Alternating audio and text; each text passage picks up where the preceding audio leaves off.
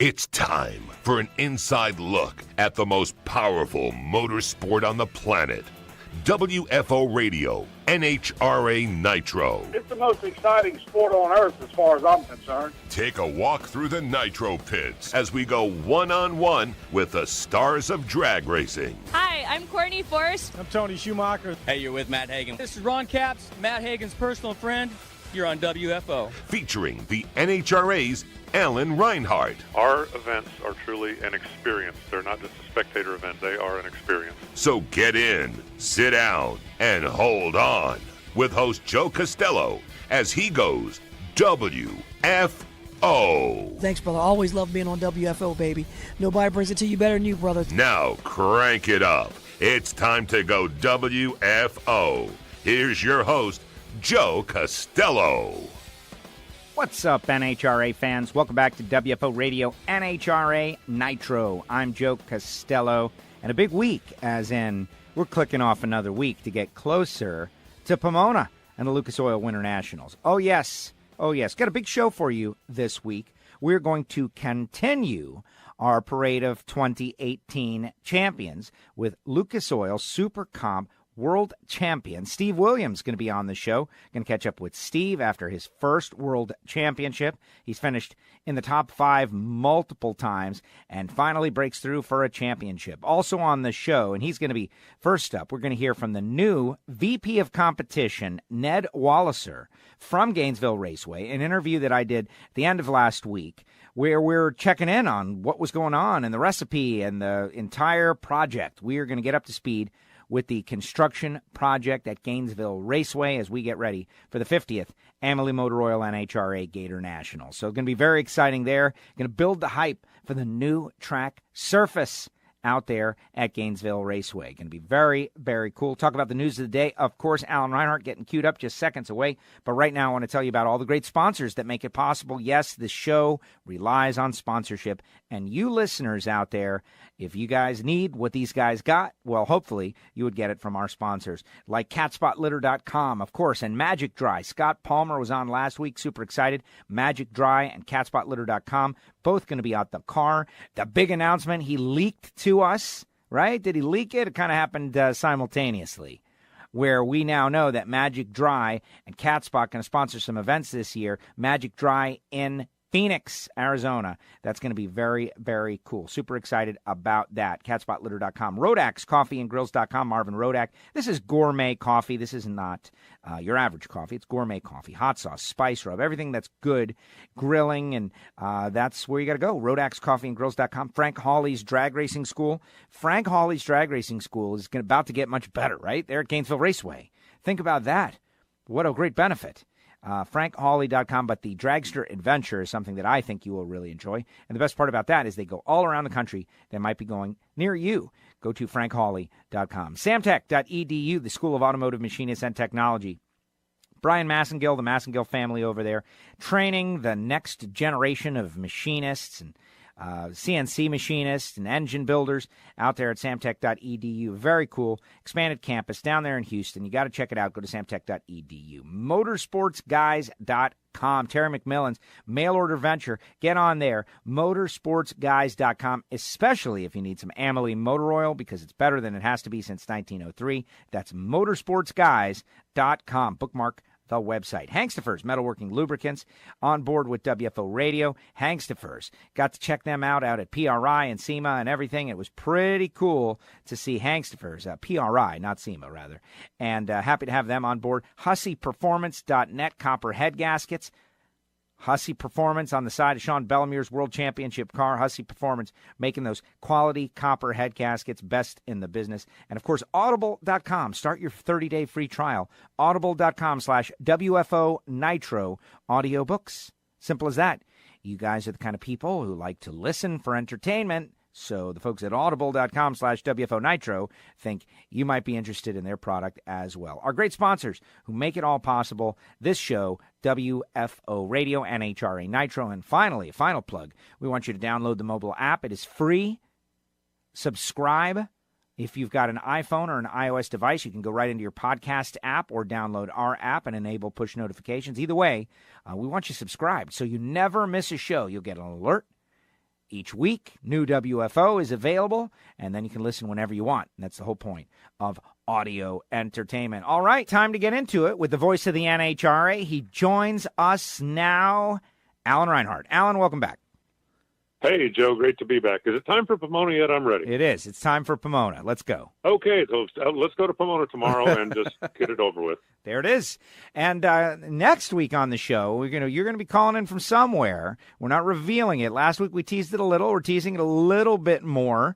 And I'm actually excited to find out where it's going to be. You'll tell me when we do it. Yeah, let's put it this way. I will be in a different time zone than you.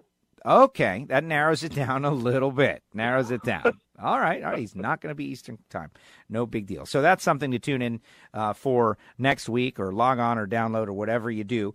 In the interest of fair reporting, Alan, we're getting together a little early this week for the WFO radio listeners. I've informed them. They know I go do the performance TV show from time to time, but no excuse to not get together and talk a little NHRA drag racing, especially since we last spoke.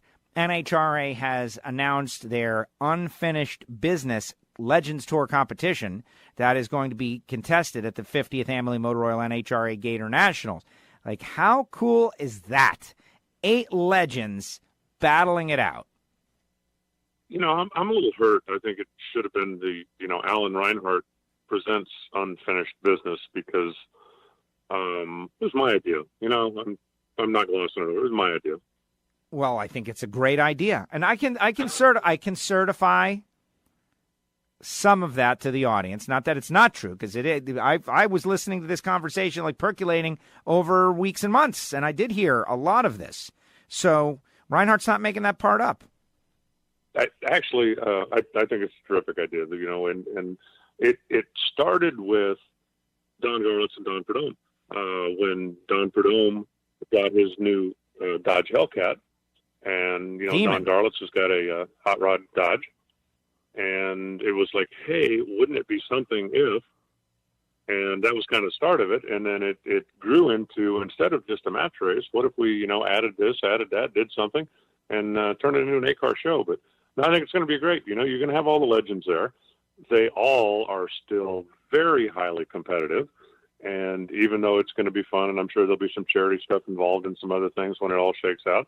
But no, I think it's a tremendous program, and I am really looking forward to it, because I think it's going to be a lot of fun to be a part of. To call and to talk to the guys and being on the ground, and once we know what the matchups are going to be, and once the first round winners get, how fun would it be? Because how often did Don Garlitz and Don Prudhomme actually race? And I don't know who the 8 are, but I'm pretty sure that those 2 are going to be a part of it. They're being revealed on NHRA.com throughout the course of the week, but I think it's going to be fun. And I think there's going to be a lot of guys that may have a chance to line up and look over into the other lane at somebody that they either haven't seen over there for years, or maybe even never went head-to-head with. Absolutely. Well, in the interest of, we're getting together on Sunday, the audience, and so at this point, we have a bunch of silhouettes that are there. And you can, if you're a hardcore fan, you can look at the silhouette and maybe get an idea. They're revealing these things on social media. They're going to be driving Camrys, which is cool. I'm thinking, like, these guys are going to try to cheat, Alan. What do you think? Are they going to try to take these cars and come on, really? That's what I'm thinking. I'm thinking that the gears are going to immediately start turning, and somebody is going to try to figure a way to get over. It's not cheating, Joe. You're just getting competitive. Right. You're just getting competitive. Right. Who's going to get competitive? Like, Garlitz is going to borrow the car for a couple. I'll be back. And then they come back, and it'll be a slightly different car. I think it'd be funny if they let all the guys take the cars back to the hotel on Friday night, because I think the car that showed back up Sunday morning would not bear much resemblance to the one that left the track on Friday night, other than it's like, okay, well, it's still red, but wait a minute. Why is it rear-wheel drive now? because you know how those guys are. If they had an opportunity to get an advantage, they certainly would. So true, so true. And I'm thrilled about it as well. And at this point, the fact that they're in Camrys doesn't matter at all to me. I think it's actually cool because it's all about the person and the personality and giving them an opportunity to just be there and showcase and do something, like you said, like to race against each other and different eras battling. It's going to be a whole lot of fun. Unfinished business at the Gator Nationals. No, it will be great. And, I mean, that's just another reason. If you haven't yet picked up your tickets for the 50th Annual Gator Nationals, get it, because I will be stunned if the event doesn't sell out, and it could potentially happen, well before we get there in March. So get your tickets, get your seats locked in, and be ready. It's going to be a lot of fun. There you go. All right, some other news that has occurred since we, report on NHRA.com. Cruz Pedregon, who has been, running Toyotas for a while now, switching to a Dodge Charger. Kind of interesting. It is. He's been getting his chassis from Don Schumacher for the last couple of years, and I have no inside information, but I got to believe that might have something to do with it. Of course, Schumacher is, being basically the factory Dodge team. A little engineering support, a little help, and a little guidance goes a long way. So, changes. Dominoes are falling. Things like the Alan Johnson, Mike Salinas becoming official after Brian Houston was hired a couple weeks ago. Anybody knows anything about the arrangement that Alan and Brian and the team have over there kind of knew that was going to happen, but that's now been officially announced. There's still a couple of them that we're waiting on, but the dominoes are starting to fall, and time's getting tight, so they're going to continue to. The news is going to continue to come out right up until we're ready to fire the first pair at Pomona. There is a few more big ones that are going to have to drop, and everybody is waiting for them to happen and just patiently waiting for it all go down before we know, who's where, what's happening, all of that stuff. But I like that whole silly season. I like that it's leading into the season as opposed to at the tail end of last year and forgotten over the holidays, if you know what I mean. I do, and some of the stuff I'm sure would have, some of the teams would have rather have the announcements been out of the way by now so they can get to business and not have the continuing distraction. But, it's a process, especially in this day and age. Things take time, and getting contracts in place and getting everything set and making sure that, sponsors are notified and this and that, and nobody's feelings get hurt when the time comes. It just, it's a different world that we live in. And with social media now, and everybody expects that, well, I'm on Facebook, I deserve to know. And it's like, these people are dealing with contracts that are 7 figures plus, and they're not gonna break the news until it's a lock. And this goes back, much longer than I've been around the sport. Was the old classic, loose lips theory. If, hey, I got this deal with WFO. It's not quite done yet, but, hey, it's going to happen. I'm talking to Joe. We're going to make this deal work. And then word gets out, and then maybe somebody else approaches Joe, or maybe something else comes up, or maybe Joe is just like, wait a minute, I had lunch with this guy, and now all of a sudden he's saying we got a deal, and the deal doesn't happen. And the communication has gotten better and better and better, but the process hasn't changed. And the guys have realized that you need to have the deal done before you make the official announcement. Otherwise, A, you could ruin the deal, or B, you could just really come off looking stupid. Huh. If you go out there and tell everybody, oh, yeah, finish, the announcement's coming Tuesday. It's going to be the WFO top fuel car. It'll be official next week. And then it doesn't happen. Well, now everybody looks stupid. And another part of that is, and it has certainly happened over the years, okay? You and I go have lunch and we talk about this. Hey, what do you think? And you go, yeah, that'd be worth looking into. And so now if I go out and spill the beans, and then you look at it and go, you know what, it just doesn't make sense. From a dollar and cent standpoint from the thing, it just, maybe the timing's not right, maybe whatever. And you end up getting a black eye over it when you really did nothing wrong. You didn't make a commitment. We were having a discussion, and the beans got spilled, and now it ends up coming back, and and reflecting badly on you when you did nothing wrong. And so that's just part of the process now. And with the instant communication and the social media, everybody thinks, I love the internet chat boards, it's like, they need to tell us. No, they don't. They need to get their business taken care of, and then they need to share it with the world. Just because you have a Facebook page or a computer does not mean that you have the absolute right to be a complete insider. So, by the way, I'm trying to institute a new constitutional amendment too, by the way. So tell me what you think of this. Okay.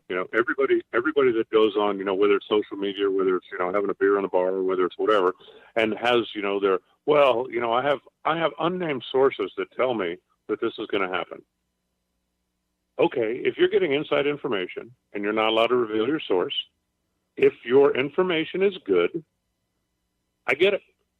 You've got somebody who's giving you some secrets, but you're not willing to share. I get it. I live in that world. But if your story turns out to be false, then you should have to divulge who's lying to us. Because I got an inside source that says this is a done deal, it's going to happen, and it doesn't happen, you now should have to tell me who the liar is. I agree. I love it. You're not giving up your confidential source because he's a liar, or you're a liar. Right. So, or just got it wrong. Yeah, but definitely misinformed a whole bunch of people. Not cool. And it's one thing that I'm privy to a lot of information that I'm not allowed to share. And if I share it, I won't be privy to the information anymore. But I also know that there are people in the industry that will go, okay, just between me and you, and then they'll tell 500 people. Well, at some point, the word's going to get out, and I don't want to be the guy accused of spilling the beans. So I've literally had guys come, okay, hey, look, here's the inside scoop. And it's like, I don't want to know. Right. Because I know this is going to get out, and I don't want you to think I'm the one that spilled your secret. So there have been a few times when, and it's a simple case of, I know this is going to get out because I know that you can't keep a secret. So if you don't tell me, then you can't blame me for being the one who spilled the beans when basically, you gave it to everybody out there. And I'd rather be kept in the dark than be blamed for letting the secret get out. So it's kind of an interesting dynamic. Yeah, there you go. Good word. Thank you. I was going to say interesting path, but well, yeah, it is though, and I'm getting a taste of it as well. And I agree with you. Blissfully ignorant is a much better place to be. And then when it comes out, you can personally cross-reference the information that you go, all right, okay, but bottom line is that it's worse, especially in your position. It's worse to be even accidentally thought to have been leaky, and so it's better to not know. Because what's the point of knowing early anyway? It doesn't get you anything. It's not like they're, at least in my case, coming to me for advice. What should we do with this deal? Should we take it? That's not what's happening. It's just about knowing stuff. And no, I think that's cool. I think it's great. I want to double back on a point you made, though, regarding Facebook and the message boards and the folks out there. And I want to expand it because last year during the countdown, Steve Torrance, and, will the history books remember this? Steve Torrance was in media blackout. Right? During the events. So it's not just people on Facebook, even us. If a driver decides, a guy like Steve decides, I want to keep things to myself until this is over. He doesn't have to talk to anybody. We don't even get to know necessarily. He's a competitor in a race. We're part of the racing media and we're doing the show. But if he wants to, keep it to himself, not only can he did, and it actually worked for him pretty well. Yeah, you're exactly right about that. And now he's in a unique position because he, being self-sponsored, being a family team, he can do that without having a whole lot of backlash. And I'm just pulling a name out of the hat here, okay? If Antron Brown decides, hey, okay, I'm not giving any interviews, I'm not talking to the media, I'm not doing this, he is going to get some pushback from Matco, from Toyota, why aren't we on TV? why aren't we seeing the logos? Why aren't we hearing our name? Why are we not getting this exposure that we're paying for? So Steve is in kind of a unique position there.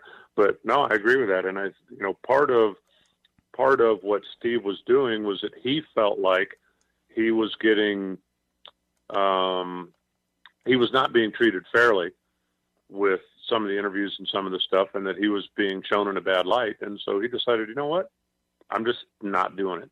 And he's in a great position to do that, and I applaud him for it. And, I don't disagree with it whatsoever. If that's the way he feels and that's what he wants to do, then that's what he should do. And if it then becomes a story that, hey, look, this is the guy that won't talk to the media, he's still generating some attention for his team. But we don't advocate anybody else doing that. Just saying. No. There you go. There you go. Exactly. Now, you mentioned Antron Brown. Antron tweeting out some stuff over the weekend, getting together out at ZMAX with some NBA players, WNBA players. And it looks like, just from the photographs, which are up on Antron's page, it looks like, AB and Force and Brittany, and I think that's Erica. It's like, that's kind of a cool crew. Yeah, and Shaquille O'Neal. How about Shaquille standing next to Brittany Force? The big Aristotle. I know. It's just crazy. Yeah, they had a situation where some of the NBA on TNT staff and some of the NHRAers got together, and they did some racing and did some meeting and had some fun. And I think it's a terrific promotion. I am 100% for cross-promoting whenever possible, and it doesn't have to just be motorsports. If we could have a presence at, or we could have a presence at the Daytona 500, or at some of the events where, the Brady Smith tracks are classic, where you've got NASCAR and NHRA both on the same piece of property at different points during the year. Why wouldn't you do a NASCAR promotion during the Thunder Valley Nationals at Bristol? Or why wouldn't you do a Bristol promotion? Why wouldn't you do an NHRA promotion during the night race at Bristol? But reaching out to other sports, I'm 100% for it. Let's get after it. I think, there's a lot of people that are hockey fans that would be drag racing fans if only they knew a little bit more. And, I'm sure there's some drag racing fans that would embrace other sports also if the exposure was there just to get your foot in the door. There are a lot of sports out there that are so different live versus television, and I think NHRA is at the top of that list. There's a lot of people who watch NHRA on TV and go, yeah, okay, that's kind of cool. But you get them out there and they go, holy smokes, I had no idea that's what this was. And now we've got a chance to have a Absolutely. And speaking of the NBA, Reggie Miller was out there with Antron.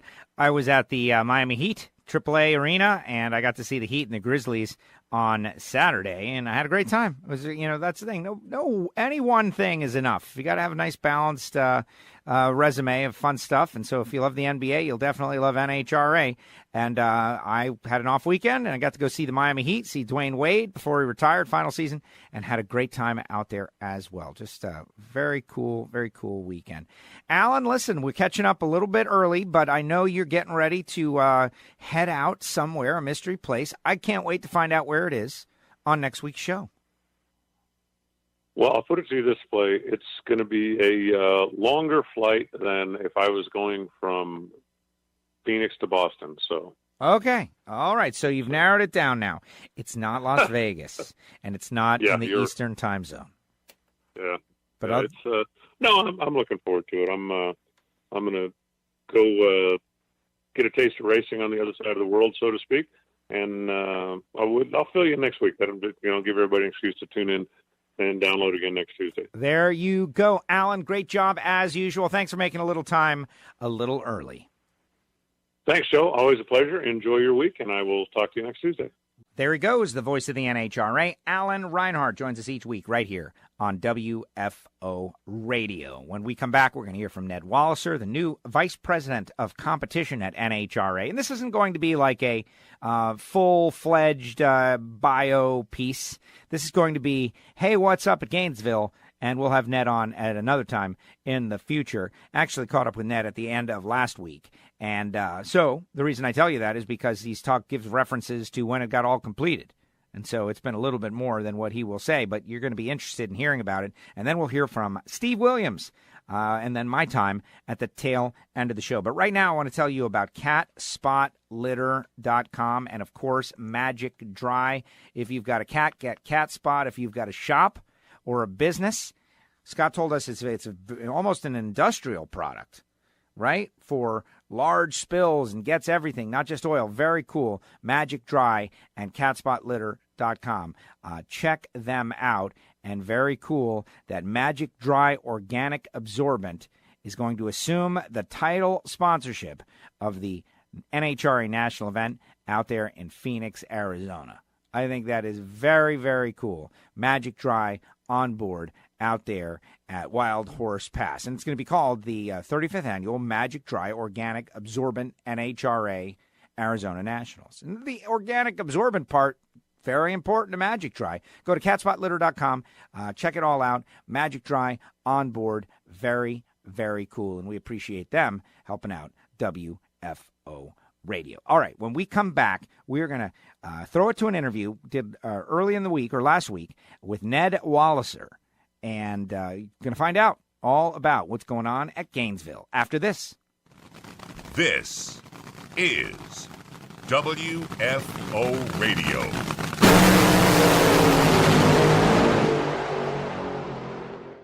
Hey, WFO Radio listeners, if you're in the northern part of the country, I know you're freezing right now. You know what would be great? A hot cup of Rodax coffee.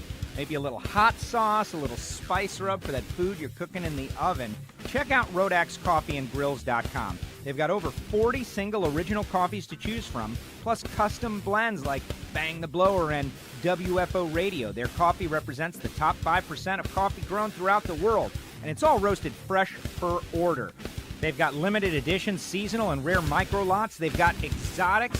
Go to RodaxCoffeeandGrills.com or just pick up the phone. 817-924-6821. Keep your ear out for those WFO holiday packs. Depends on the holiday what the deal is, but Marvin is wheeling and he is dealing. 817-924-6821 for RodaxCoffeeandGrills.com. Start your education at full speed with the School of Automotive Machinists and Technology.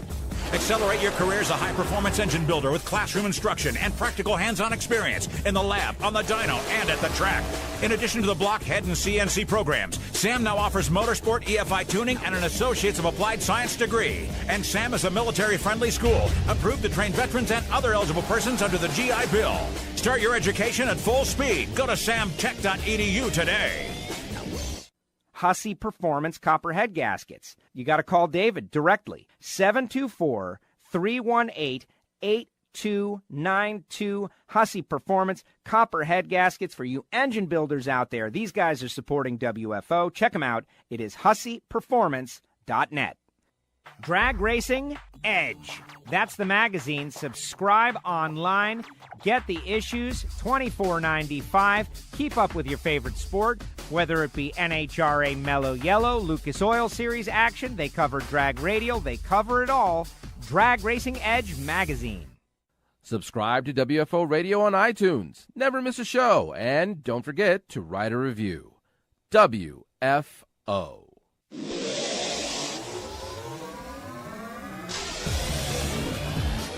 Now, back to WFO Radio, NHRA Nitro. Hey, welcome back to NHRA Nitro. It is a podcast. Hopefully you are subscribed and you follow us on all our social media, Facebook, Twitter, Instagram. But really, just subscribe to the show and you're going to hear about everything, right?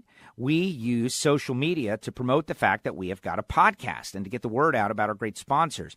Now, we're going to hear that interview with Ned Walliser, VP of Competition at NHRA, just moments from now. But right now, I'm going to tell you about one of the really cool deals, one of the benefits of the NHRA investing in Gainesville Raceway, Frank Hawley's drag racing school. Right? They've been there for as long as I can remember. I remember early on, 1980s, late 80s, early 90s, talking about building a drag racing school. What a great idea. It has evolved to this, whether you want to learn to drive an alcohol car, you want to get a super comp license so you can go battle Steve Williams, whatever you want to do, Frank Hawley can help you out. Go to the website, FrankHawley.com, or just give him a call, 866-480-7223. Now, tell him you heard about it on WFO Radio, of course, but what we want everybody to do and try is the Dragster Adventure. And the Dragster Adventure actually goes all around the country and to wherever is near you. Of course, it started at $399, but to me, it is a deal at twice the price because you get to drive a rear-engine dragster, you get to go the quarter mile, you're reaching speeds of 130 miles per hour, you're going 0 to 60 in 3 seconds, but really it's the whole experience. And I'm looking at the schedule right now on the website, March 29th, 4 spots available at Gainesville Raceway. Now, why is that cool? To be one of the first to race on the new surface? Oh, yeah, go to FrankHawley.com. Check it out. Dragster Adventure all around. They're going to Norwalk. They're going to Fontana. They're going to Reading. They're going to Baytown. That's Houston Raceway. Going to Joliet, Fontana. They're all over the place. Check out the Dragster Adventure at FrankHawley.com. And remember, they do more than the Dragster Adventure. So go learn to drive an alcohol funny car and report back. Report back so we can know exactly what you do. All right, speaking of Gainesville Raceway, last week, towards the end of the week, I was able to catch up with NHRA's new Vice President of Competition, Ned Walliser. Ned has been on the scene since years ago was with NHRA, but now back. We're going to talk with Ned in the future about his journey to this position because I think it is very cool what's going on. But this interview, very specific about Gainesville Raceway and what's going on, the who, what, when, where, why. Like, why is this undertaken and what have they done and all that. It is very exciting. Let's throw it out to that interview with Ned Walliser. Time to get into it. Joining us now from Gainesville, Florida, he is the new VP of Competition at NHRA, Ned Walliser. Ned, welcome to WFO Radio for the first time. How are you? Doing great, Joe. Thanks for having me. I am thrilled. You are at the track that is responsible for the lion's share of my NHRA fandom, and you are doing some big stuff out there at Gainesville Raceway. Why don't you give us an overview of what's going on at the facility? No doubt, Joe. Things are happening out here, great things, and all in preparation for the Emily Motor Oil NHRA Gator Nationals 50th anniversary edition. So can't wait for the event to get here. The facility is under renovation, specifically on the racing surface. We have totally renovated the racing surface. We now have 1,500 feet of concrete for all of our racers to race on, as well as a new shutdown pavement area of an additional 1,800 feet. So 3,300 feet in all new racing surface. Can't wait to get here in March. Wow, that is incredible. Great news. We're super excited to see the photographs. The fact that you're out there on the ground overseeing is tremendous. Now, you already say 1,500 feet of concrete. The track is 1,320. Give me, as best as you can, I know this is one of the longest facilities on the tour, how you guys came up with the balance as best as you can, like what was going to go here, why you wanted full concrete when some are saying we don't need that. Tell me about the recipe. What went into all of this? Certainly, a lot of folks here at NHRA, we collaborated, put our heads together, and came up with what we thought was the best formula for this terrain. As you well know, in Central Florida, water table is a concern. Sometimes 2 days after a rain, we would get weepers that seep up through pavement, yada, yada. Some of that pertains to the glue and the spray and the additional rubber that we put on that racetrack. So with all of that said, we just felt it would be best to incorporate the entire 1320, as well as an additional 150 feet plus for some overspray when we spray the racetrack, just so we try to prevent all the weepers, lessen the downtime here at the event, and give the fans the best show we can possibly put on. Wow, tremendous. Now, this was a record-breaking track, and I want my audience to know, Ned is going to come back at some point in the future, and we'll delve into your background and bio. You've been in and around drag racing for many, many years, but this specific interview, we're focusing on what's going on at Gainesville because we're all so excited about it. With Vegas and then Richmond coming on the scene last year, everybody talking about smoothness and how smooth the track is. Are you guys trying to, I would imagine, be on par with those two tracks that as they came online were immediately considered two of the best? Oh, definitely. That is the utmost concern. We just completed the pour of concrete about 72 hours ago, and we're in the midst of putting the final coat of pavement in the shutdown area. So we will continue to work on that profilograph and make sure that we've done things right and try to provide the racers the best possible racing surface we can give them. You're right. Last year we provided them 2 great new racing surfaces. Tommy at Richmond put out a great racing surface that everybody raved about, and we want to compete with that here in Gainesville. Yes, the first 300-mile-per-hour track, and the 50th Amalie Motor Oil NHRA Gator Nationals, a race that has been promoted, maybe more than any other race ever in the history of mankind. I don't know. That's a bold statement, but it feels true to me. Tell me about the decision process to do it this year. The 50th coming up. I know you wanted everybody to see a great show. I'm sure that factored in. Certainly. As you mentioned just a while ago, my return to NHRA was here in calendar year 2018. So when I came on board, the conversations were already being had regarding the renovation of the racing surface. I got involved in a lot of those conversations due to the competition side, and then was handed the project as to be the lead on it. We have a lot of great people at NHRA that are involved in this and providing lots of information. We just thought it would be best at this time to take care of it. I guess one unfortunate part was to have record-breaking rainfall in the month of December, but nevertheless, we're through that part. We've had a great January so far. The track surface looks awesome. We certainly hope we can compete with those tracks we just mentioned a little while ago and become the best racing surface on the NHRA Tour. Now, Ned, I know you have tackled many challenges. How does this one rank with some of the other projects that you've done? I know that my family has a background in concrete placing and finishing. I know it is extremely challenging. You already mentioned the weather. That stuff dries. It dries rapidly. You got to stay on it. Tell me about the project. How challenging has it been? What have been some of the things that have been hang-ups that you've had to fight through? I can imagine it has been very difficult. Difficult, I wouldn't say very difficult, because with any project, if you go in with the right planning, the right thought process, answer those questions up front, try to dive in as deep as you can possibly dive in before the project initiates, you probably answered most of those questions. So as with projects in the past, the same here, we've done that, and we feel we did our due diligence before we started the project. So the result is really a result of the planning, and I think the team at NHRA has put together an excellent plan, and we certainly hope to showcase that here in mid-March. Wow. Now, is there a company that is the company that you guys use, or do you use a local company according to specs that you create? Or are we getting to the point now where maybe certain companies specialize in racetracks? Well, you certainly have national brand companies that are involved, whether it be concrete, pavements, or just general contractor. That said, sometimes you utilize regionalized contractors to assist with that. You are always, when you're doing construction, you are always really relying on the resources you have within the region. So, up north you have limestone.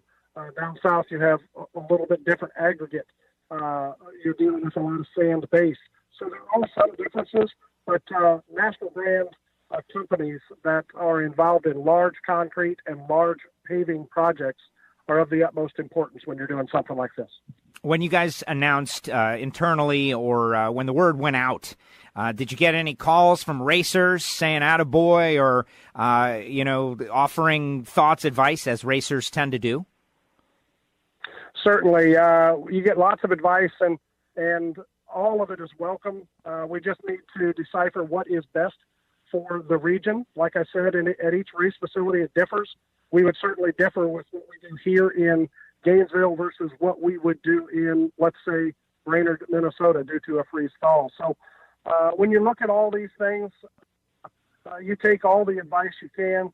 You try to sift through, get the answers you need for the region you're in, and apply the best possible knowledge to the project.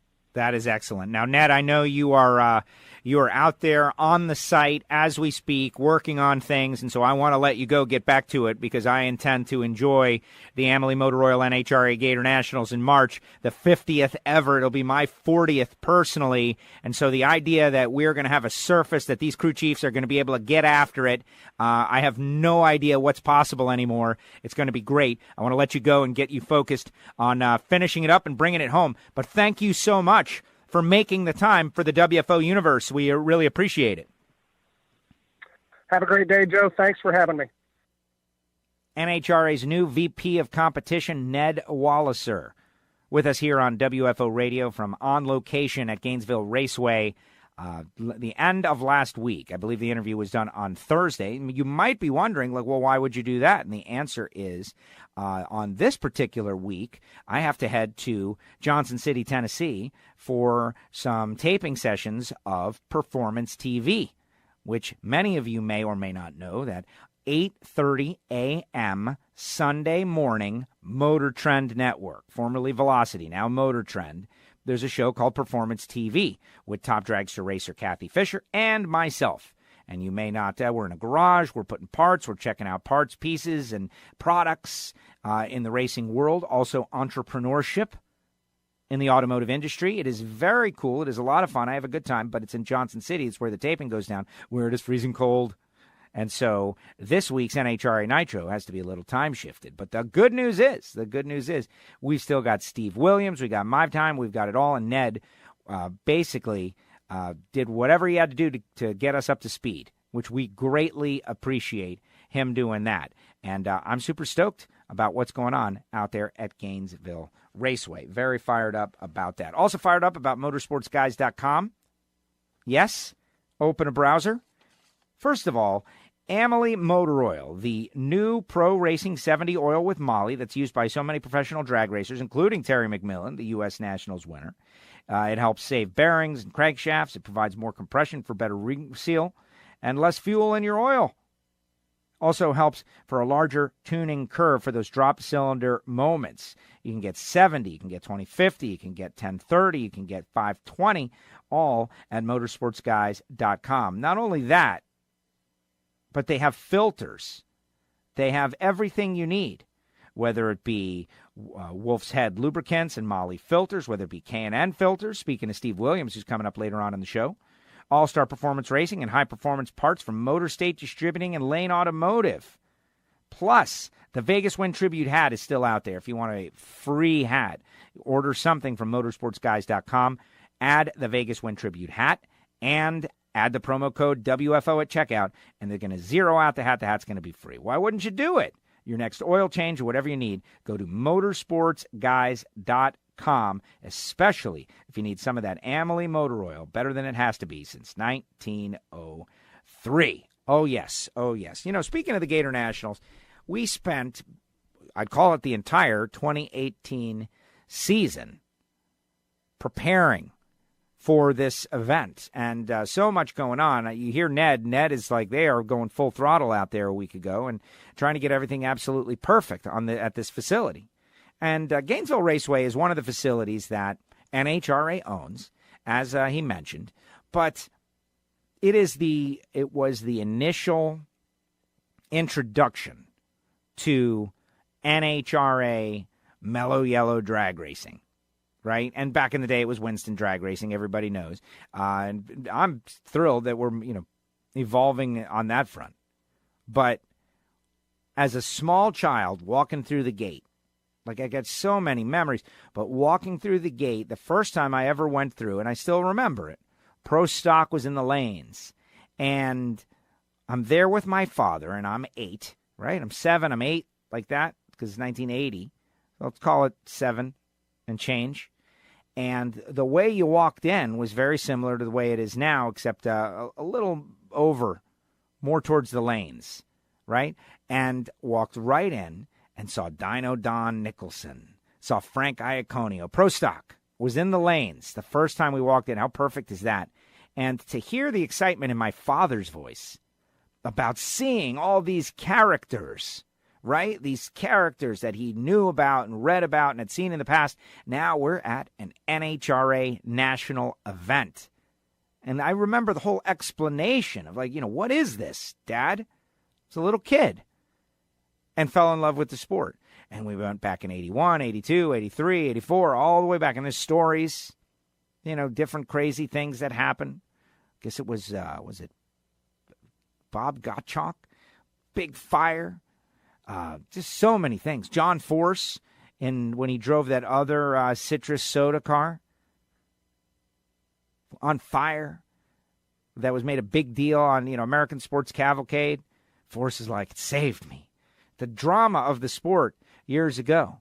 And I got to say, a lot of drama shaping up now and in the future. How about Cruz Pedregon switching to a Dodge Charger body? Great little report on NHRA.com. Cruiser switching away from Toyota to the Dodge Charger. Interesting. Cruz going to act as his own crew chief, or at least Glenn Huzzer is going to be the crew chief, but Cruz is going to make the tuning calls. Going to trust his gut. I think it is very interesting. Cruz has done it before. He can do it again. Obviously, very, very cool there. But the Cruiser. Also, at the very tail end of the show, hopefully last week you were listening and you heard the big breaking news about the Unfinished Business Legends Tour. Remember that? The Unfinished Business Legends Tour, where they're announcing a new legend each week that is going to compete at Gainesville Raceway. I don't want to say Seniors Tour. That's not what it is. It's 8 NHRA legends are going to compete in identical Toyota Camrys. And somebody was immediately, Somebody was immediately on the Facebook like, oh, Camrys. Yeah, what do you want? What do you want us to do? They're going to commandeer the Pro Stockers, and they're going to go out and run those cars. What are they going to do? How would we do that? You put them in Toyota Camrys, and you go have fun, and you just let them battle it out in rental racers. It's for fun, man. It's for fun. You want to see crazy, amazing, fast cars? Stick around. They'll be back in 10 minutes. You want to see legends battle it out? Well, in their 70s and 80s, some of them. We put them in Toyota Camrys. Come on, people. All right, slight aggravation there, but I'm over it. So the first NHRA icon that was announced as part of Unfinished Business was Big Daddy. Which you can figure that, right? Big Daddy lives right around the corner. Of course he's going to be out there. The second is Joe Amato, right from NHRA.com. And they got a nice little thing where they reveal who the folks are going to be. If you are familiar with the silhouette of your favorite driver, there is a good chance that you may be able to guess who is going to be racing. And I've already got like 3 of them. I'm not going to ruin it, though. But just look at the artwork. Now that they showed us what they're going to do, I know that guy, and I know that guy. And that guy, I think I know who it is. And that would be pretty cool. Because you would think there's going to have to be competition, right? Does nitrous oxide come in like a spray bottle?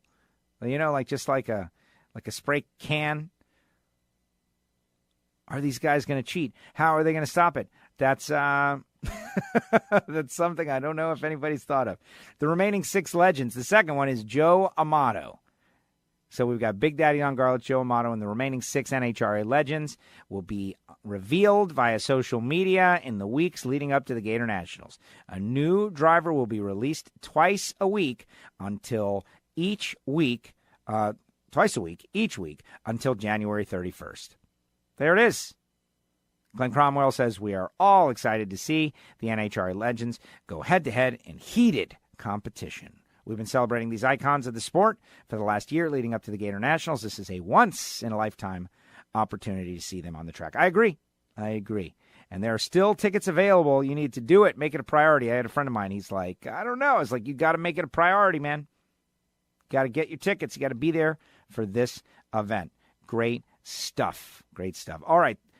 Next up, going to be Steve Williams. Steve going to join us on the show. Going to talk championship. But right now, I want to tell you about Hussey Performance. Any bore, any size, any thickness. From 500 cubic inch nitro burning Hemis to turbocharged Pro Mods, To Honda engines, tractor engines, they got it all. Hussey stocks gaskets in increments of 1/1000th of an inch. And if they don't stock it, they can make it.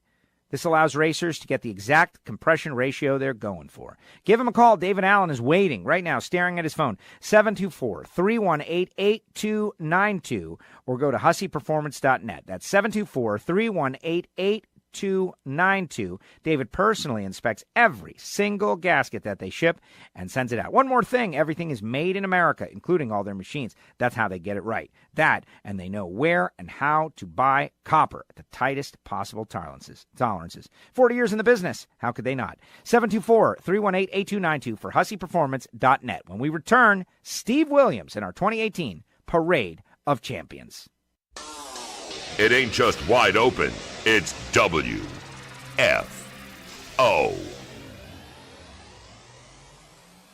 Hangstafers, metalworking lubricants. The folks at Hangstafers on board with big racers like Antron Brown and Lucas Oil Series, or sportsman racers in the Racing RV's top dragster category.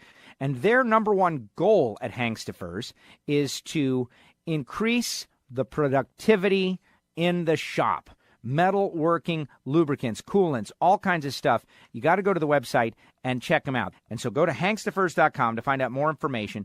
Alan Reinhart always says, like, the one thing that DSR and JFR have in common is Hangstafers metalworking lubricants. We're happy to have them on board, happy to have them helping our WFO radio listeners in their shop.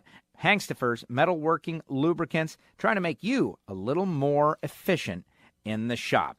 Get fired up on the WFO line. WFO, Joe. 954-889-6796. Just been an absolute joy to be a drag racing fan. Go wide open, and your call may be used on the show. Or preface by saying I'm not a Kurt Busch fan or apologist. I don't know where Greg Anderson's ego is gone, but I know one person that's going to be a big-time villain in pro stock. That's 954-889-6796. That phone line is always WFO. Hey, this is Joe Castello, and we'll be back to the show in a second. But first, I want to tell you about CompetitionPlus.com. There's a reason CompetitionPlus.com is the leader among drag racing electronic magazines. Their trained staff is always on alert and always asking the tough questions. The end result is hard-hitting drag racing journalism with up-to-the-minute reporting. For over a decade, CompetitionPlus.com has been a pioneer as drag racing's go-to source for the latest in news, race coverage, and high-quality photography. Their trained staff thrives on getting the inside stories, and their columnists study their topics before they hit their first keystroke. When it comes to covering the races, they leave you feeling as if you've actually been to the race. CompetitionPlus.com is an honest-to-goodness, free drag racing magazine, published by the most passionate of drag racing fans, who just happen to be journalists. Don't wonder what's going on in the drag racing world. Be in the know daily. Log on to CompetitionPlus.com. Now, back to WFO Radio, NHRA Nitro. Hey, everybody. Welcome back to NHRA Nitro. Thank you so much for listening and downloading this podcast. If it is your first podcast ever, by all means, subscribe, check us out. You can do it from your mobile device, iPhone or Android. You can do it from the web. You can just bookmark the site, however you do it. Write us a review, of course, and check in with the show all year long. We got Steve Williams coming up, some cool stuff. Also, some news coming out. At the end of the show, during my time, I'm going to do a news recap, because this show is being put together prior to the week, because I'm headed up to record episodes of Performance TV on Motor Trend Network, 8:30 a.m. Sunday morning. We just did SEMA, the past two episodes. Next week, we'll be doing PRI. And if you have never been to the PRI trade show, we're going to give you a pretty good look as to what is going on. PRI will be on the Performance TV show, Motor Trend Network, 8:30 Sunday morning this week. But there's going to be a whole bunch of news. For instance, that we cover in the tail end of the show, stock and super stock class eliminations to be held at the Baby Gators Divisional prior to the Gator Nationals. Think about that. Class eliminations is going to be expanded, basically, to the Baby Gators. And you might be wondering why. We'll cover it. I'll read the whole story. Drag Racing Edge magazine has got a great story about it, giving a whole lot of details. Johnny D and the team over there at Drag Racing Edge. And if you haven't subscribed to Drag Racing Edge magazine, you should. because they have got a lot of great in-depth articles, all kinds of stuff, and I'm sure that news is going to be out there everywhere. Also, unfinished business, you just got to keep up with NHRA's social media team and see as the rest of the racers are revealed, right? But I like to just look at the silhouettes, and it gives me a good indication of who's coming. And it is going to be great. But right now, I want to tell you about Samtech, the School of Automotive Machinists and Technology. Another great category, the Samtech Factory Stock Showdown. I am super excited for the 8 races this year, also at the Gator Nationals. How funny is it that we are talking about, and no disrespect to the Lucas Oil Winter Nationals by any means, but the East Coast Opener, the 50th anniversary, this thing is going to be mega. It's going to be as big as everything, so big it's obviously expanding into the Baby Gators the week prior. How cool is that? Am I going to have to drive back and forth to Gainesville twice in 2 weeks? Yeah, it might happen. I don't know. But right now, start your education at full speed with the School of Automotive Machinists and Technology. Accelerate your career as a high-performance engine builder with classroom instruction and practical hands-on experience in the lab, on the dyno, and at the track. And in addition to blockhead and CNC programs, SAM now offers motorsport EFI tuning and an Associate of Applied Science degree. SAM is a military-friendly school that are approved to train veterans and other eligible persons under the GI Bill. Go to the website, samtech.edu. Of course, if you call them, tell them you heard about it on WFO Radio to start your education at full speed. And one final note, CNC machinist, you don't necessarily have to become a high-performance engine builder. You might be thinking, well, I like airplanes. All the major manufacturers in all of these industries, whether it be aerospace, whether it be automotive, whether it be hardcore racing, they need qualified CNC machinists. It is one of those fields where we need more. We need more. Maybe that's you, and Samtech can get you started and get you potentially placed. You got to go to samtech.edu to find out more information. All right, joining us now, yes, our parade of 2018 Lucas Oil champions continues. We didn't get them all in 2018 by design. We got to give you something here. In January of 2019, we're talking a little Lucas Oil Super Comp action. Joining us now, the champ, a first-time champ from 2018, Steve Williams. Steve, congratulations. Oh, thanks a lot, Joe. I'll tell you, it's been a dream come true for me. I think most sportsmen, your goal is to win championships, and whether it's division or national. I mean, it's always nice to win races, but to finally, win that championship meant a lot to me. And, we didn't do it the easy way, but I'm thrilled to death. Now, you have had several. First of all, everybody knows the Lucas Oil Series, that you are an unbelievable index racer. You're a very solid racer. You win a lot of races. You win a lot of rounds. You're a terror out there on the West Coast. You've been close to the championship enough times that it was kind of a heartbreaking thing. This was on your mind, getting over the hump for the championship. Yeah, through the years, I think my first real opportunity might have been 98 or 99, and then 2003 I had a really close opportunity. In fact, I lost, I think, in the 5th round, and I think Jack Beckman ended up winning that year. And so, there's different periods of time when you're in a position to win, and then a couple years ago, I had to go to the 5th or 6th round, and I won the first division race, and then gave it back by a couple thou, and I think the 2nd or 3rd round, and ended up finishing 3rd. So, I've been in that position, and I think this year, it was just, I knew I had to go a lot of rounds in Vegas, and unfortunately, I came up a couple rounds short of winning the race in Vegas. Otherwise, I think, I probably would have saved myself a lot of anguish there at Pomona. Yes, I want to talk about that, because to me, that's the interesting moments. If we had national television, which we do have national television, but if we had the budget to have a camera on you throughout the day like they would in any other sport, it was a nerve-wracking moment, I'm sure. But let's talk about what got you to the point of being in position to possibly win the Lucas Oil Championship out there at the Auto Club Finals, which was a very strong and solid season. When you started 2018, was it the goal to win the championship? Like in years past, you are a West Coast guy, and you run that West Coast schedule that so many others do. Tell me about your mind frame going into the 2018 season. Well, honestly, I think Alan said it best. I did not start as strong. In 16, I started first 3 national events. I won Pomona and then runner-up in Phoenix and Vegas. And, I had a really strong start. This year was the opposite. I think I lost first round and second round and maybe second round in Vegas. So, and then I had a little bit of time kind of where work kind of interfered. And then we went to Sonoma and I won the points race at Sonoma. And then we runnered up at the national event at Seattle. And then I wasn't able to go to Indy this year, which actually kind of turned out to be a blessing. And they ended up with a double points race up at Earlsville or at Great Bend. And I like going to Dallas. So, for us, it was go to Great Bend and then drop down to Dallas. And, we had a good outing, I think, semi'd at Great Bend and then went to Dallas at the National and runnered up there. And then I think went 4 or 5 rounds at the National in Vegas and then semifinaled again at Vegas. So it's kind of like in, I think, 5 races there, we were either semi or runnering up at the end of the year, which I think that's really what kind of pushed us to the top.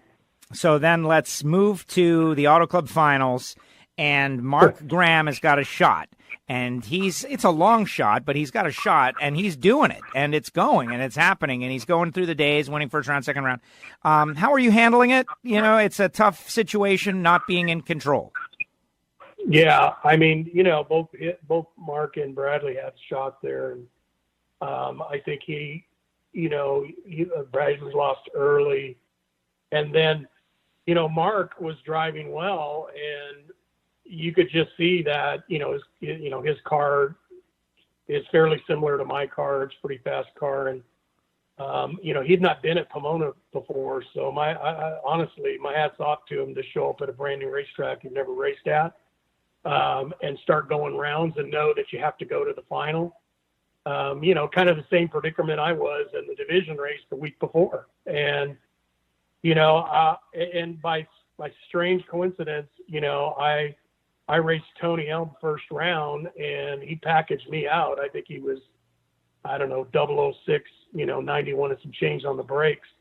And it came right down to it. We were at the finish line and, Mark and Tony were racing and, you never like to root against anybody. And so I was just kind of standing there with my wife and, a couple of friends, and we were at the fence. And, Tony just did exactly what he did to me. He just pretty much packaged Mark out, and Mark had a good light and he was there. But, I just looked up and Tony's win light came on and my wife turned around and said, "That's it, you're the champ." And it was just like a huge weight off my shoulders.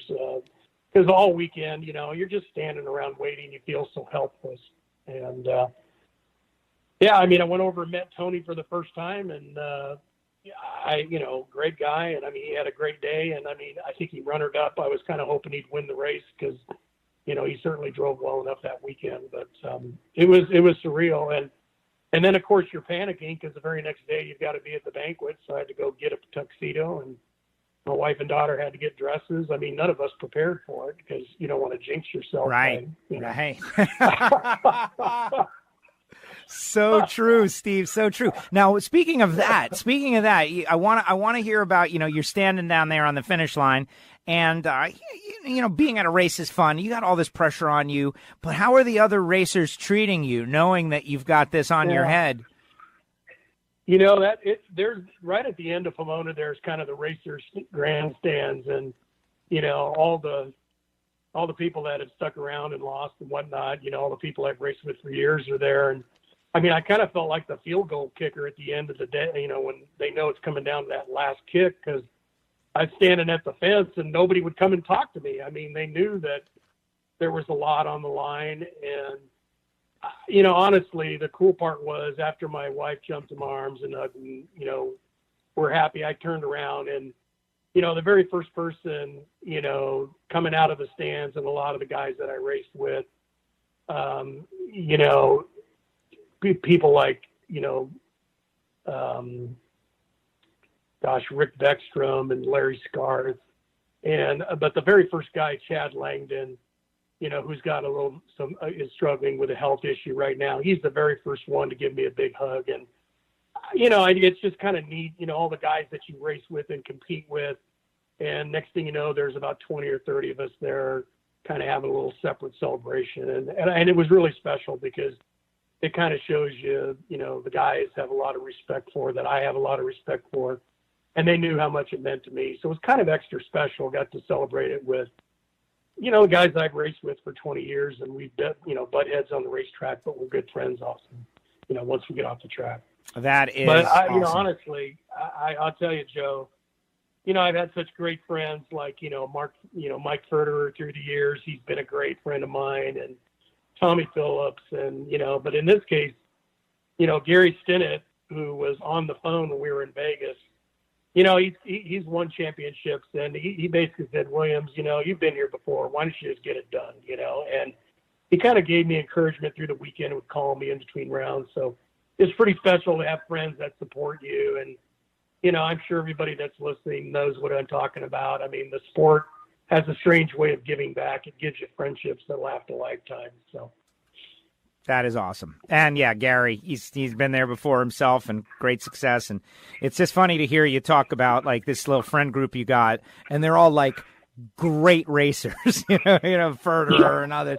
These guys are killers, and you're living up to that billing as well, Steve. This is your first championship, but multiple top fives and multiple wins, Super Gas, Super Comp. I think it is a great deal that you were able to go out there and get the championship done. If this was a monkey on your back, you've gotten it off, which is great. I do want to bend your ear a little bit, though. You and I have had some good off-air staging lanes conversations about index racing. And it's one of my personal, I don't want to call it a goal necessarily, but I really believe that this style of racing is underappreciated and misunderstood by the majority of the fans out there. And so I put a lot of effort into trying to do my best to take the John Force fan who's there to see a 330-mile-per-hour funny car and explain that this is really cool. You just got to invest a little bit into it and understanding. And then all of a sudden, the picture will open up and you will realize that you got to watch this stuff.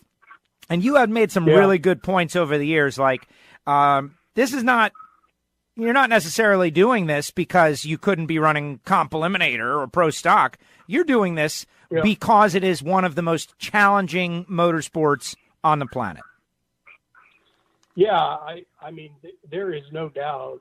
If you look at the last 10 years or so, and even in the professional categories, a lot of the professional drivers that are the sharpest racers, a lot of them have come out of, the sportsman category. And in a lot of cases, guys like Sean Langdon and, Eric Enders and Pro Stock. I mean, everybody's kind of hones their skills, but the competition in the index racing is so tough. And one of the things that I really think is underappreciated, Joe, is that where else can you have, in my case, a 63-year-old guy competing against people that are 20, people that are 25, 30, 35, 40.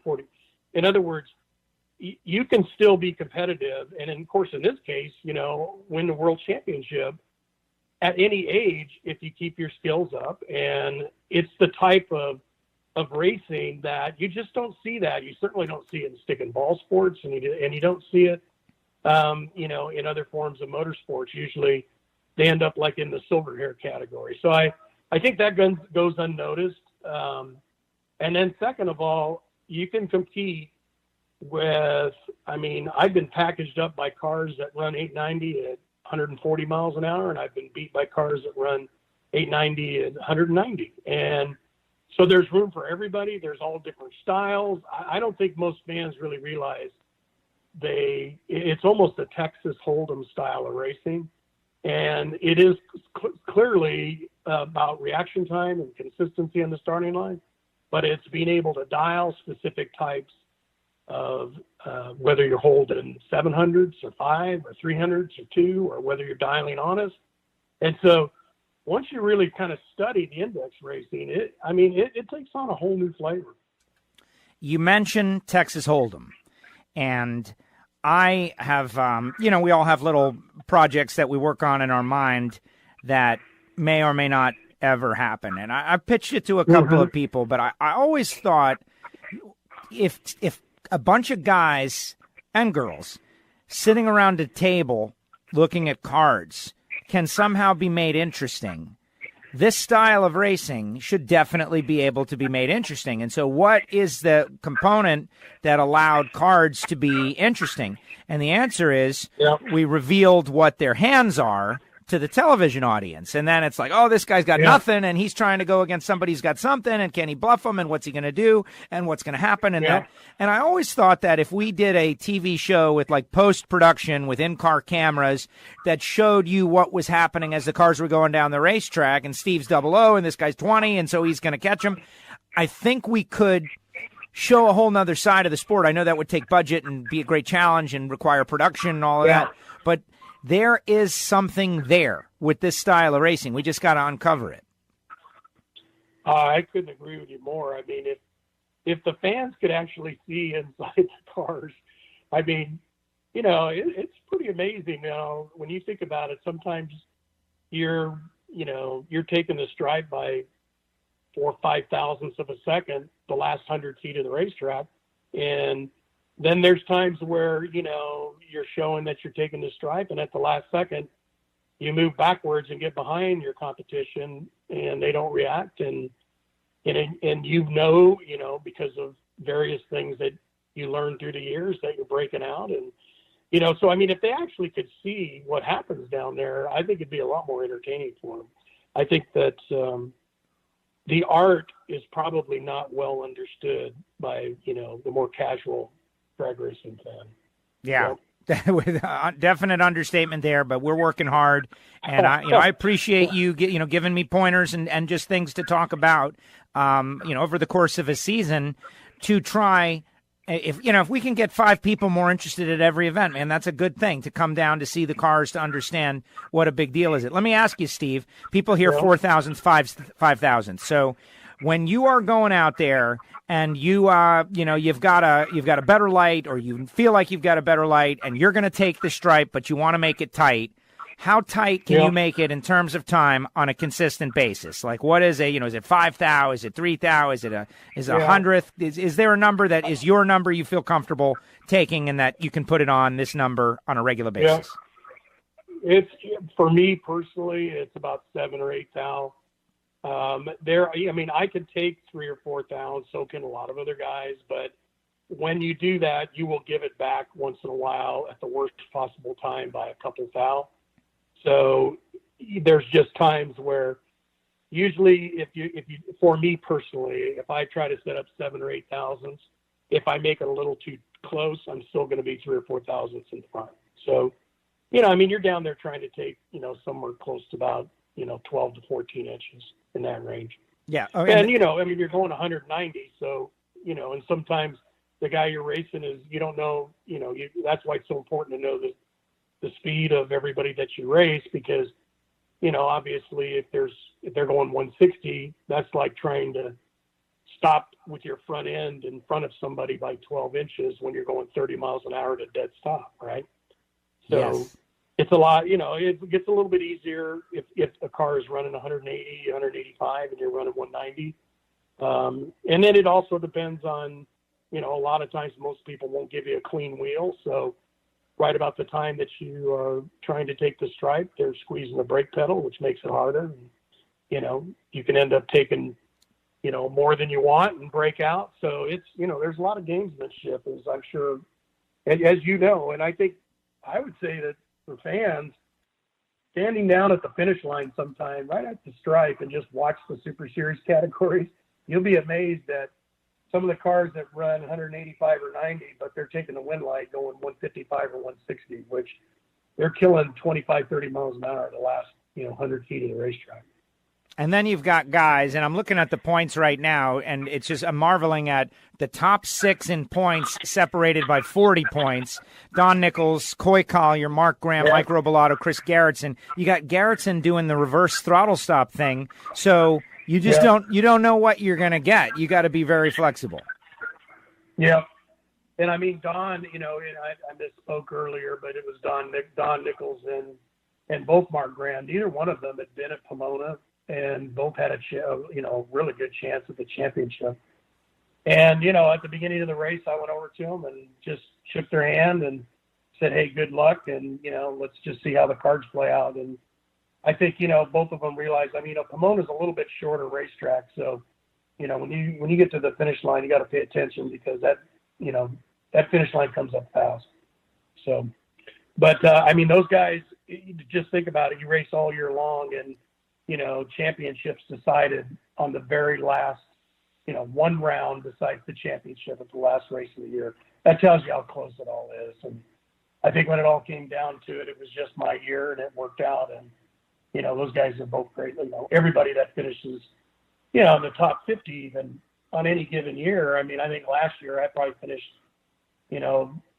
maybe somewhere in the 30s or so. And the year before I finished number 3. So it's so tough and people get on a roll that, you can bounce around. Sometimes you're in the top 10 and then sometimes you're barely making the top 50. So there's just so many good racers, both guys and girls and of all ages. You look at that top 10 and it's represented pretty well by a wide spectrum of people, but great racers. Great stuff. Looking at 50th, you mentioned, Dave Crawford finished 50th, just ahead of Tanner Theobald and behind Tom Bayer, who is a driving instructor. So, yes, it is very... There you go. So true.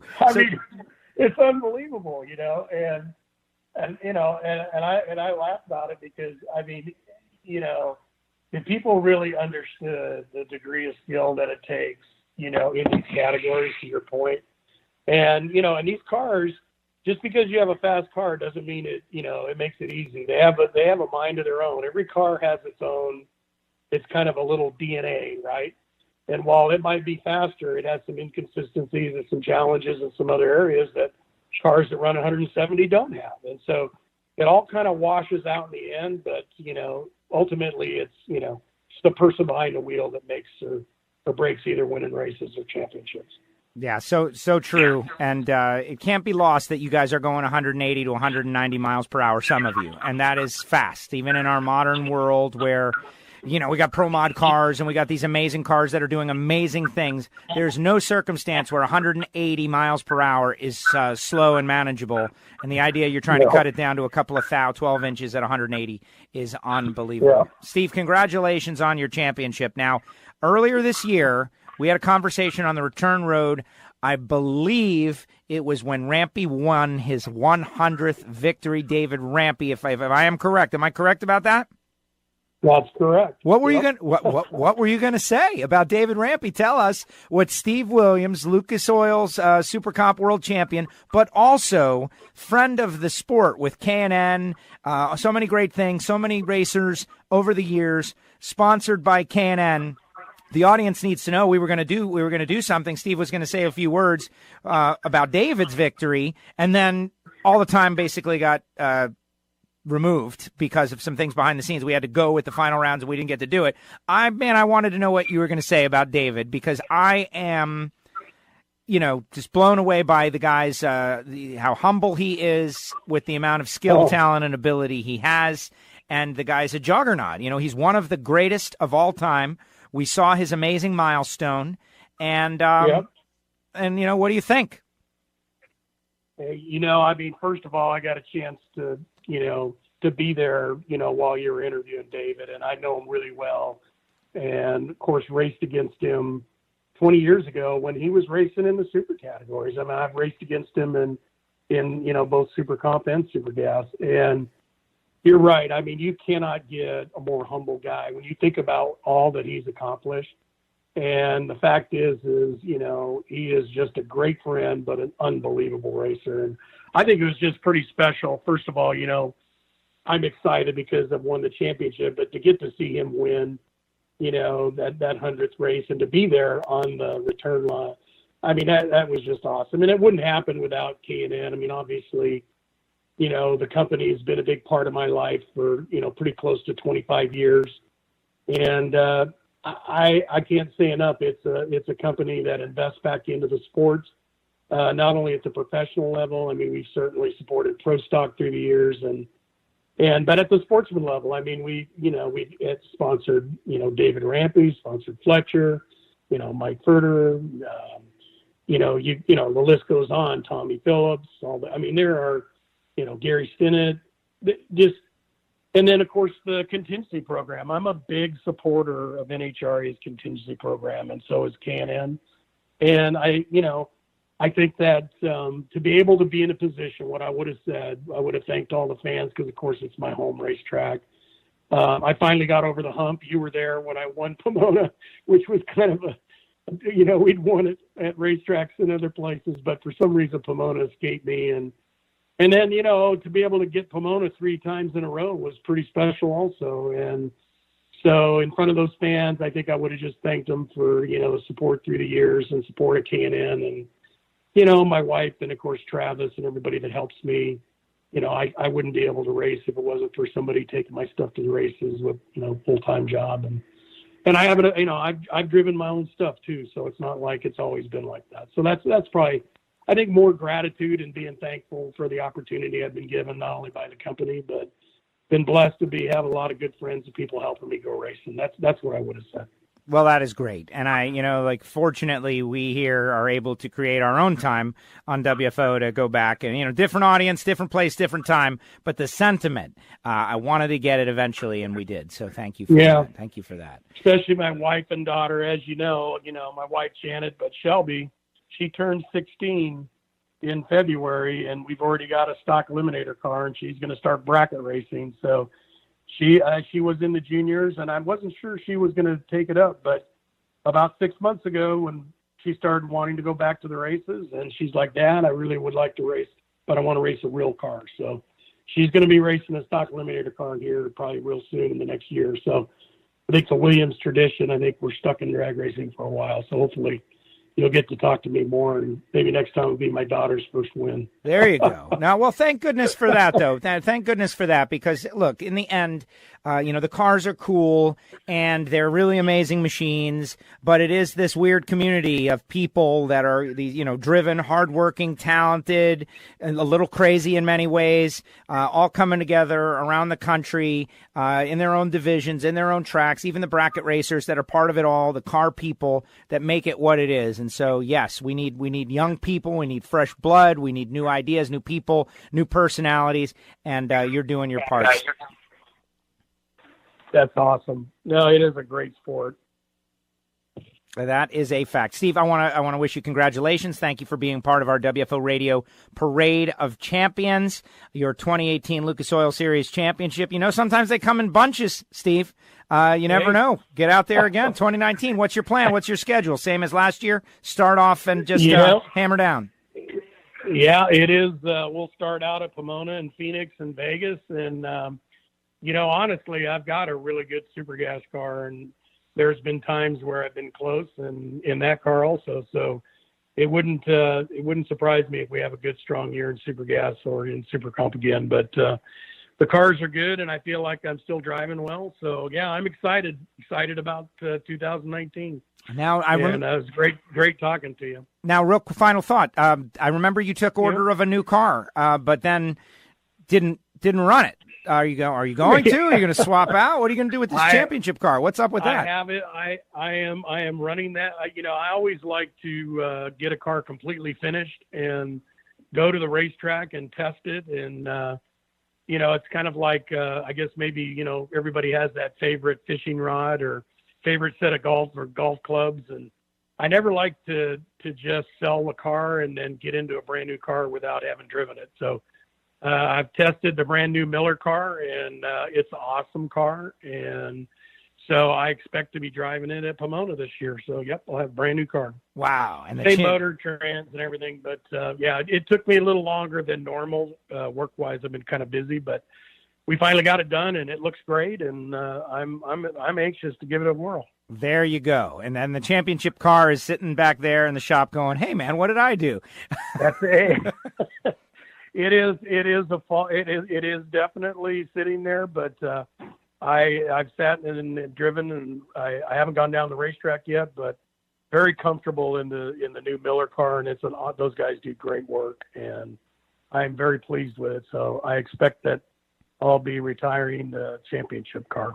There you go. Steve, congratulations once again. Thank you for coming on our podcast. I really appreciate it.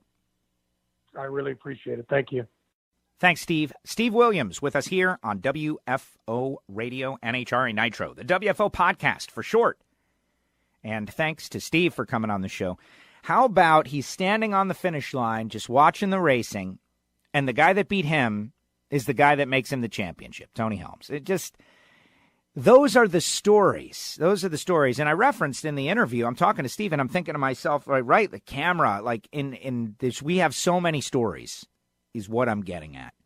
We have so many stories that we could be following. They could have had that camera in his mug, the reaction shot. You remember the Antron Brown reaction shot? Well, a championship is a championship, and I'm telling you, when Steve wins the championship, it's just as meaningful as when Antron wins that championship back in, 2010. And so, think about that. From 1 minute, you're a racer. The next minute, you're a champion. And that's what he got to experience. And, of course, everybody that's standing around him not wanting to talk to him like he is a pitcher in a no-hitter or something like that. He referenced the kicker in a football game. Then they all want to come over. It's safe. It's safe. And I feel that way, too. I feel that.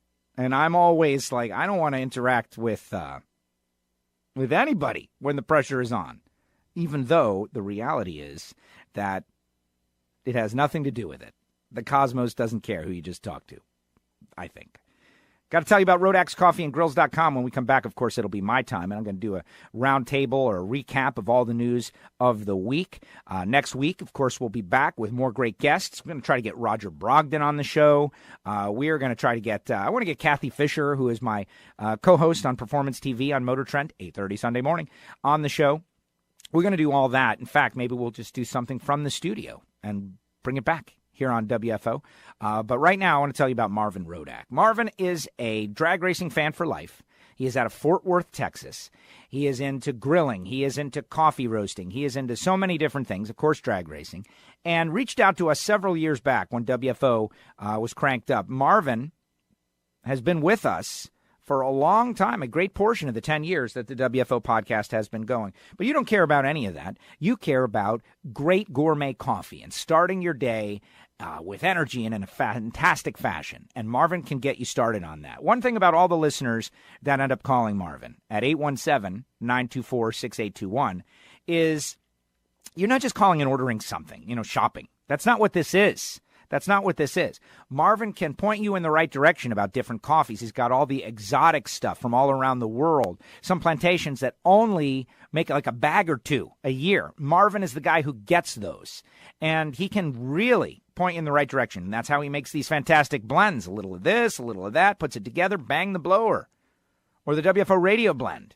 Or the Funny Car Chaos blend. So many different blends. You got to give Marvin a call. Like, hey, Marvin, I want to try some of this coffee. But not only that. The hot sauces. There are multiple hot sauces with the Rodax label, plus he has others. He's got, tools. Tools like what? Like temperature thermometers for your grilling needs. Like, why should you guess? Is that chicken done? I'm not sure. Use the thermometer. Probe it. And then you will know. Not to mention tips, recipes, full grills. If you're in the Texas area and you're thinking about, man, I want to get one of these really badass grills, man. I don't know, though, which one, and I don't know what the right thing is. Call Marvin. He's going to give you the best possible advice. He is an award-winning grillmeister, and I can speak from my own observations. It's unbelievable stuff. He's even got the secret way to grill a steak, which changed my life. 817-924-6821. For the better. 817-924-6821. Well, unless you consider my middle, which is a little bigger. 817-924-6821. Marvin Rodak, great friend of the show, friend of the racer.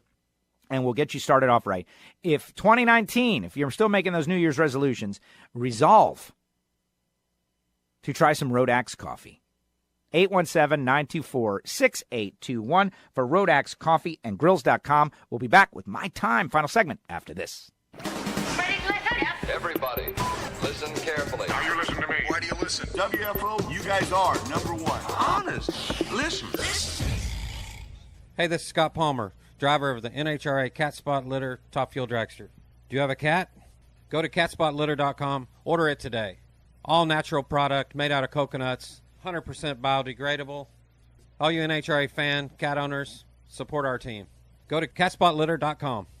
You've been listening to WFO Radio for a long time now, and you hear these racers all talking about how much they spend, how much they travel, how hard they work, all to accelerate really, really quickly. Well, Frank Hawley and Frank Hawley's Drag Racing School has figured a way for you to do it at a fraction of the price, the work, the effort, the time. It is a fun experience. It's called the Dragster Adventure. Go to frankhawley.com and investigate. No ride-along.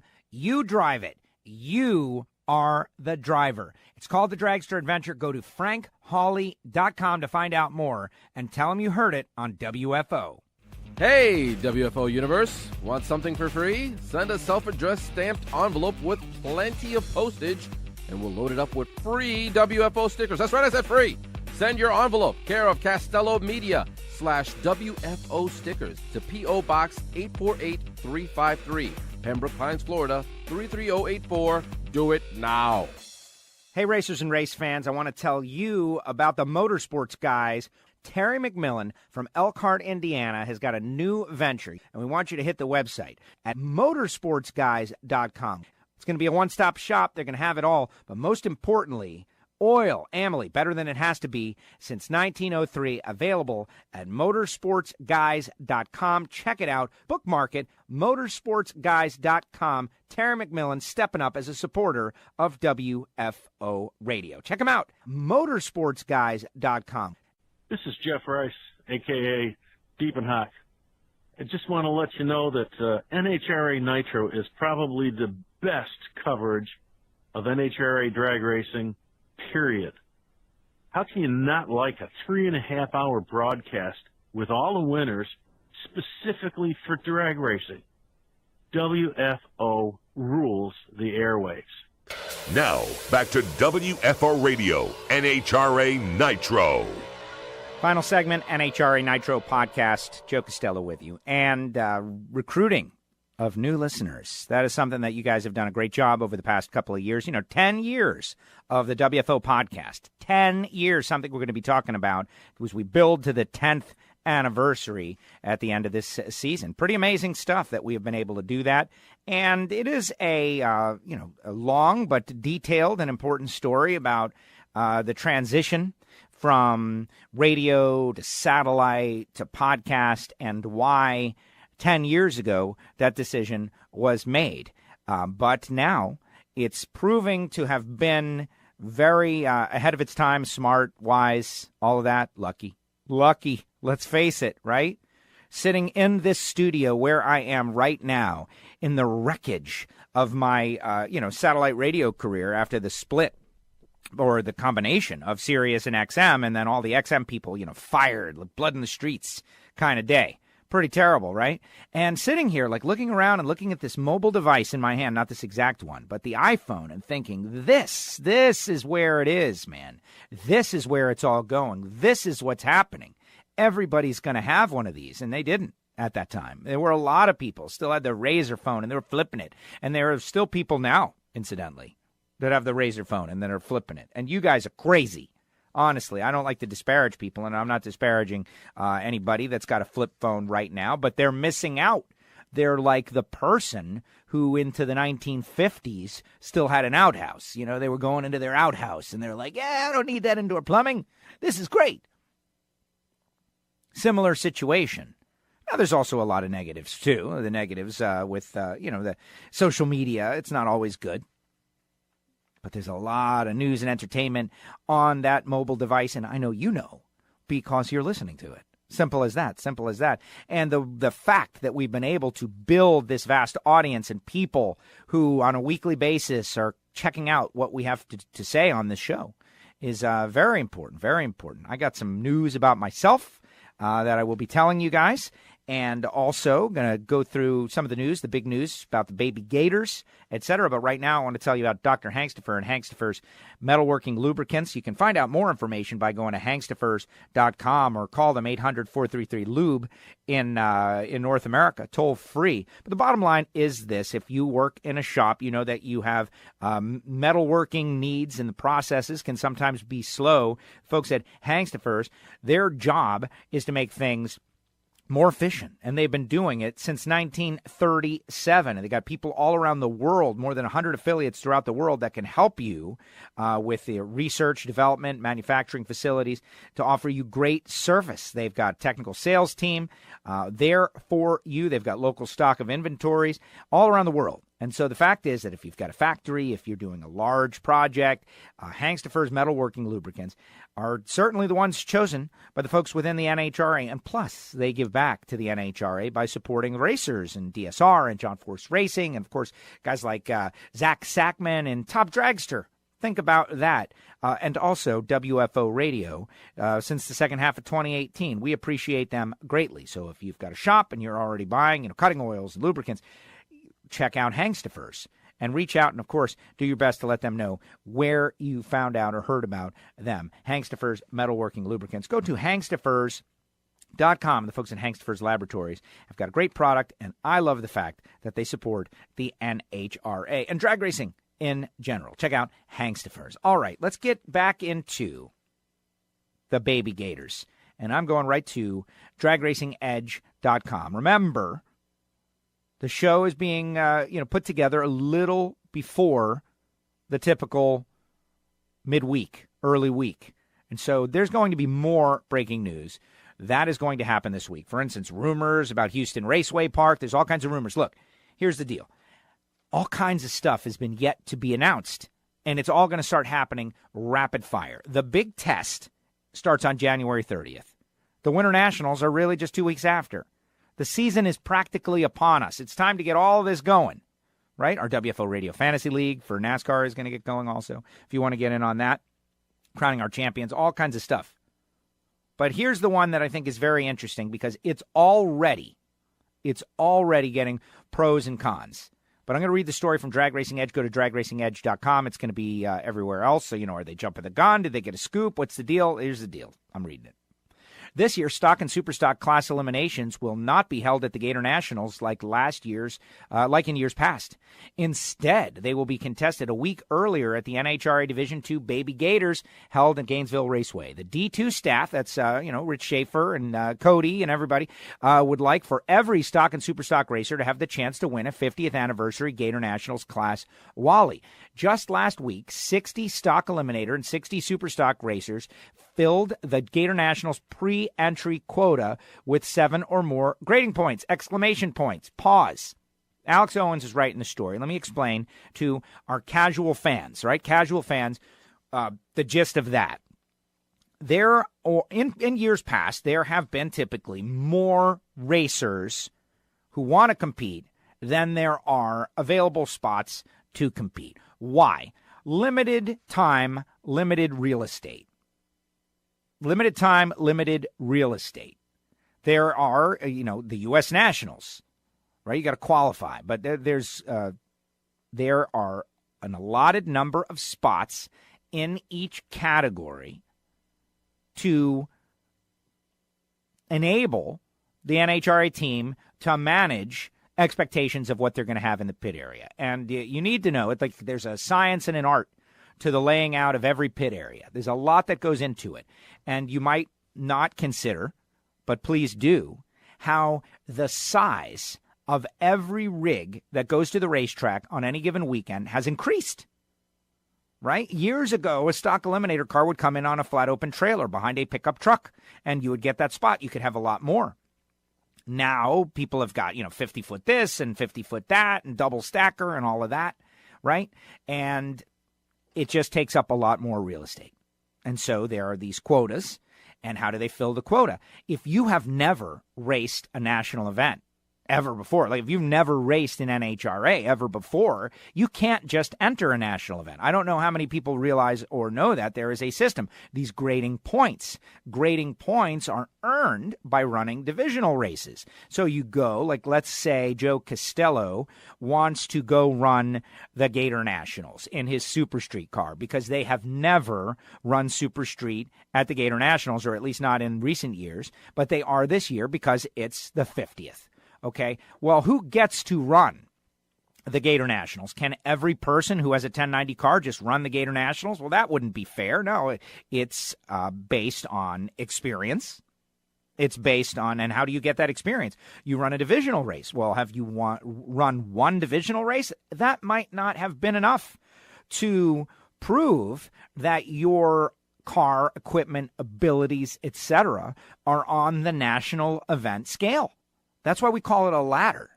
So you start out at your local drag strip, and then you grow and evolve to the divisional level where you're competing, and it's all run at the divisional level. It's all run. Like, anybody can show up, and when you compete, you get a grading point.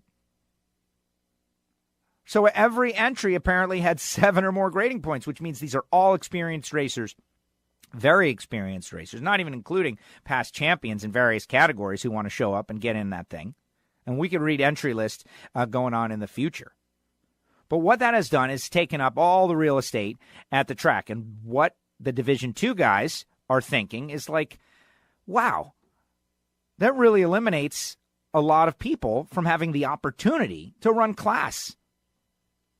And so they've decided to expand or move the class eliminations portion of the Gator Nationals to the divisional race at Gainesville the week prior. Back to the article. Simply put, if you win class at the Baby Gators, then you've won class at the Gator Nationals. The class eliminations, Wally, will state 50th Amalie Gator Nationals, Gainesville, Florida, 2019 class winner. So, maybe you only had 4 grade points, but you got a really fast car. Or maybe you've got 2 grade points and you've got a really fast car.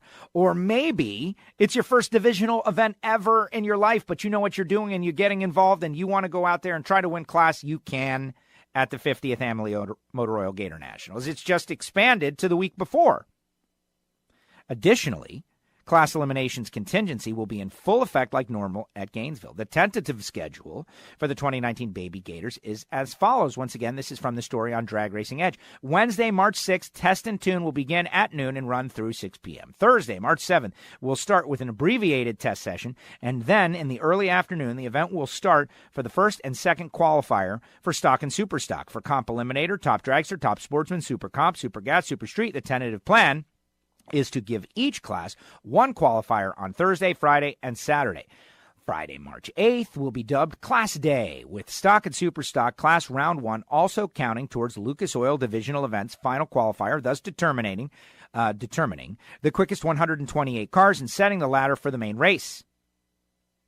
Throughout the day, top alcohol dragsters and funny cars will also have 3 qualifiers. Saturday, March 9th, whichever classes that have not had 3 qualifiers will get their last shot at the track. After that is completed, then first round eliminations will start for the Lucas Oil Divisional event in all classes. All 3 rounds of top alcohol dragster and funny car eliminations will be run to crown the first set of winners of the 2019 Baby Gators. Then Sunday, March 10th, will start with elimination round 2, and cars will continue to run until the event is finalized and all of the Baby Gators Wallies have been earned. NHRA National Dragster Division 2 and 3 photographers, Rhonda McCall. Love Rhonda. If you don't know, everybody knows Rhonda. Rhonda is great. And Alex Owens will be on hand covering the historic event. Once more information is available, we'll pass it along. You can rest assured that the Baby Gators will be the greatest divisional event of the year, twisting a little bit of the national event flair into the division event sizzle. You're not going to want to miss it, says Alex Owens, writing the story on Drag Racing Edge. And I think some of that coming from a D2 press release as we are putting our show together here on WFO Radio. Any details that are added or updated will be covered next week. Now, that's all the positive, and let's talk about the negative. I have already posted it on the WFO Radio Facebook page and already received some negative feedback. And I can tell you there's going to be some negative feedback. This is balance. Think about leadership and how challenging it is, right? How challenging it is. For instance, Sean Anderson, one of our loyal WFO Radio listeners, is like, oh, man, I was going to the Gator Nationals to see class eliminations. And now I'm not going to be able to see it. I was very disappointed in something I was really excited to go to. And yeah. And this is a challenge. And so this decision, right, this big decision that was undertaken, it was a balance between giving the racers the opportunity, but at the same time, fans losing the opportunity. Now, granted, if you were making the decision and you're thinking about all this, if you had been to Hardcore Thursday at the Gator Nationals in years past and saw the big crowd of like 1,000 people there, you might say, wow, making sure that all of our racers have the opportunity to race and compete for this as best as they want might outweigh that. I don't know. Tough call. But it is what it is, and the decision has been made, and so now those people in that area, like, they're going to have something really cool to go to at the Baby Gators the week prior. Now, I am hoping that, there is more information to come because I want to see it. And more information to follow. Let me just stop there because, frankly, this is something I'd heard about, but now seeing officially announced, as I always like to, and that means I'm going to dig in a little bit deeper and find out more information, which I will share with you next week here on WFO Radio. We'll get Reinhart's opinion. Reinhart, I think, is already scheduled to call the deal, and that is very, very cool. It's something. It is what it is, right? It is what it is. All right, other news of the day, as you know. We talked about Cruz switching to Dodge. Cruz deciding that he's going to make the calls, whatever. Simply put, Cruz Pedregon has got Snap-on Tools on board with him for several years. They re-upped. He is always going to make the decision based on what he thinks is going to be best for the team. We'll see how it goes. In the report by John Kernan, though, he says he's gunning for 5 wins on the season. 5 wins, not 2 wins. 5 wins. What is that? Confidence? Is it a bold prediction? Very interesting. Very interesting. Hey, if at the end of 2019, Cruz Pedregon has 5 wins, we're going to go back to this. We're going to pull the audio. And I think Cruz would be a great guy to get on the show to talk about it in the coming weeks. And we will. Catching up with all the big stories coming up. Hey, I want to remind everybody, audible.com/WFO Nitro. Start your free trial, your 30-day free trial. If you're a listener, man, you like to listen. You listen to things, right? There's all kinds of great content up there on audible.com/WFO Nitro. And that is directly connected to us. They know that you're a listener of our show, and do it. Audible.com/WFO Nitro. All right. Other things that is going down, Erica tweeting out photos of her new machine, new chassis. Like, you need to be all up on the social media for the next couple of weeks, certainly. WFO Radio tweeting out and retweeting as much of the great stories as possible. Like, for instance, Bobby Bennett on CompetitionPlus.com has got a story from a couple of days back. Actually, the 11th or so, but after our last show, that the folks at Heartland Park are considering a move. They're considering moving. They're basically doing the Bruton Smith move with Topeka. Like, hey, guys, we are one of the, let me back up.